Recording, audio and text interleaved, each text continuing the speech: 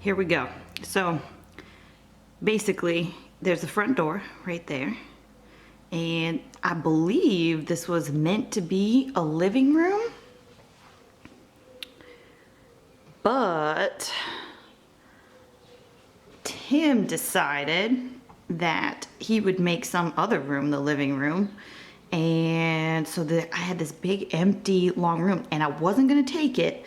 I was gonna put my stuff in like a small spare bedroom, and then maybe put like the fabric and patterns in a little den, and have two separate spaces, because we don't have enough stuff to fill this whole house. But he insisted, and the only problem is, you see this gate here? I have a big old dog, and now let me show you this big old dog right here, sleeping.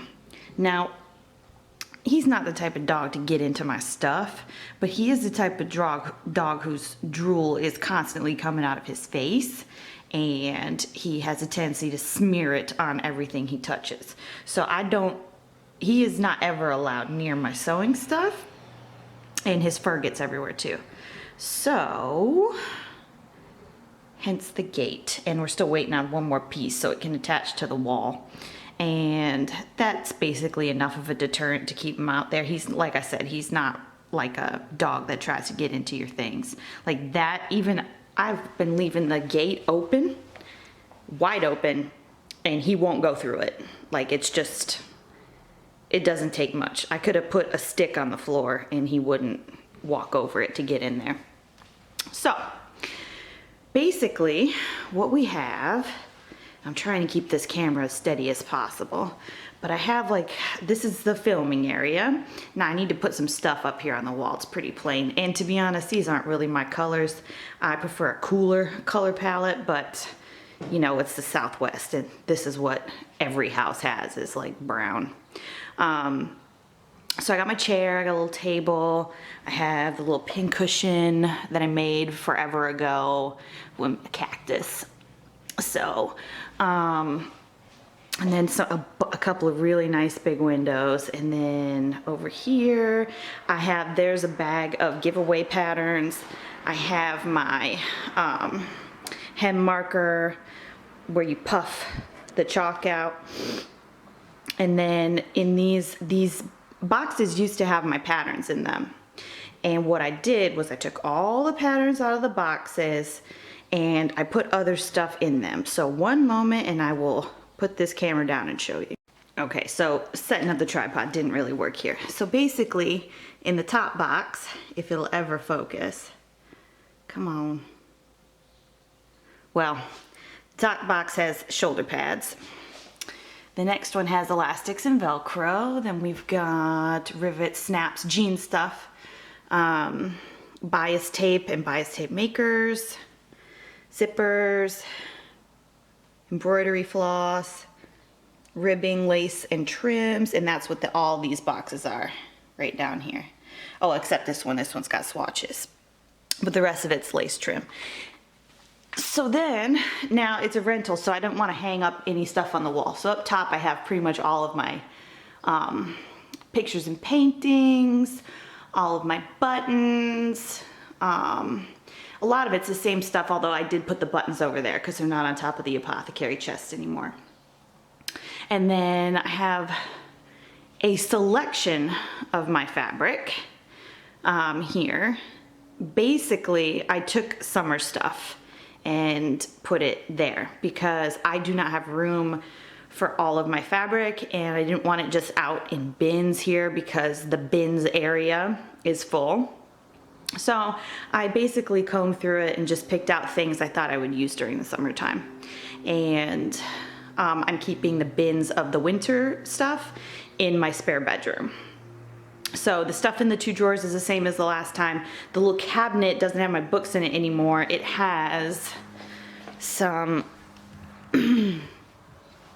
stuff to make like fabric that I've set aside specifically because I thought I wanted to make bias tape out of it, some wax print, and then 2 packaged fabrics that I got from Japan. Okay, and then, so this is the big difference here, because most of the stuff is organized in the same way, but the patterns are different. So I took them all out of those little boxes because they were outgrowing them anyways. And I put them in one of these bins I used to have in my closet. And so basically, I've got them organized by type. So up in here, what is this? Oh, this is like sleeping and like lingerie. And then I have pants. And then, what are these? Skirts. And then these are just little comic book protector things. And I don't know why I had those laying around. I'm sure there's a reason. Yeah, these are all pants. And then in the next drawer, these are like sweaters and cardigans, like basically knit type jackets. And then behind it, I have regular jackets. Down here, these are, I believe, knit dresses.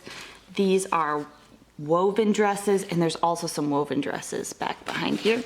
And then down there, I have tops, woven tops and knit tops.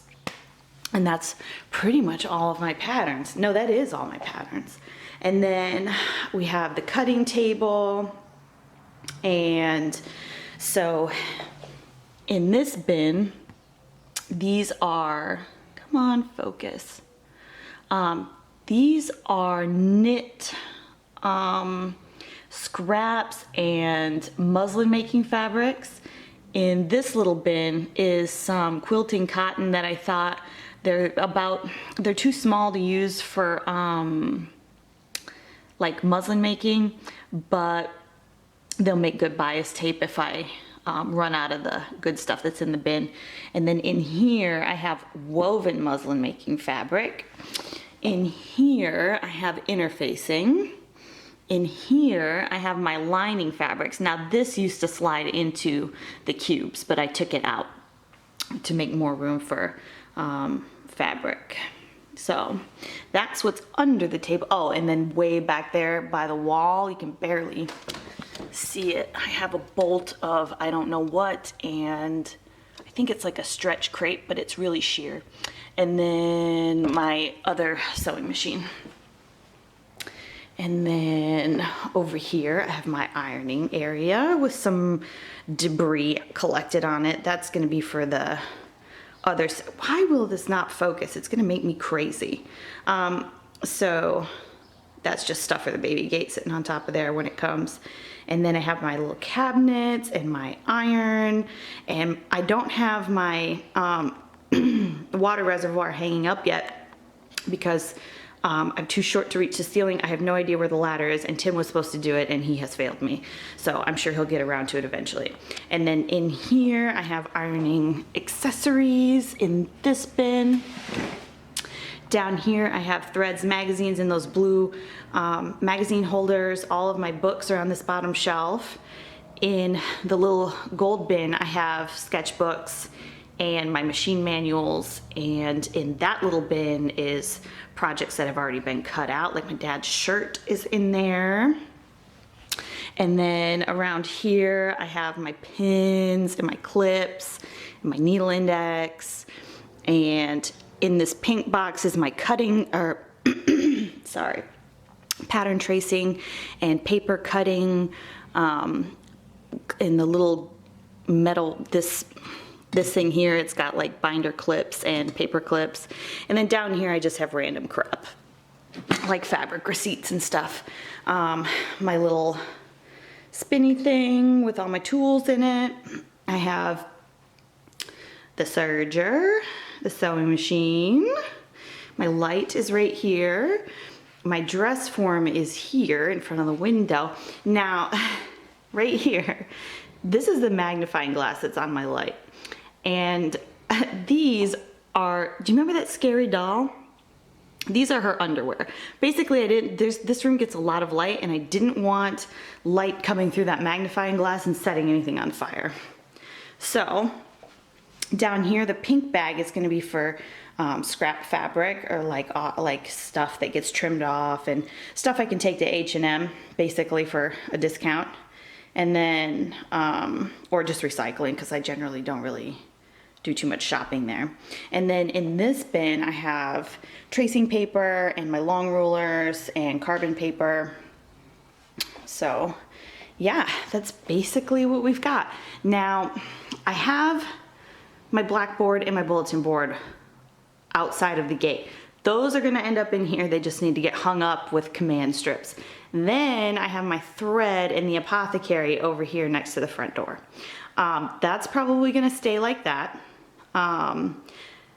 Just because I don't have wall space in here for the apothecary just now. And I'm fine with it there. I think it actually looks pretty nice. So there's that. Yeah, that's pretty much what I got. Anything extra that you don't see in here is in my, oh, there's the tripod. Anything extra that's not in here is in my spare bedroom. Okay, that's the new space.